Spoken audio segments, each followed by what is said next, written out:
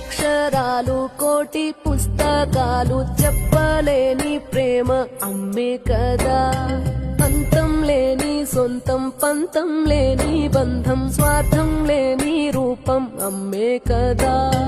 ఎంత నిండుగా నీడనిచ్చిన ఎండ తప్పని చెట్టే అమ్మ.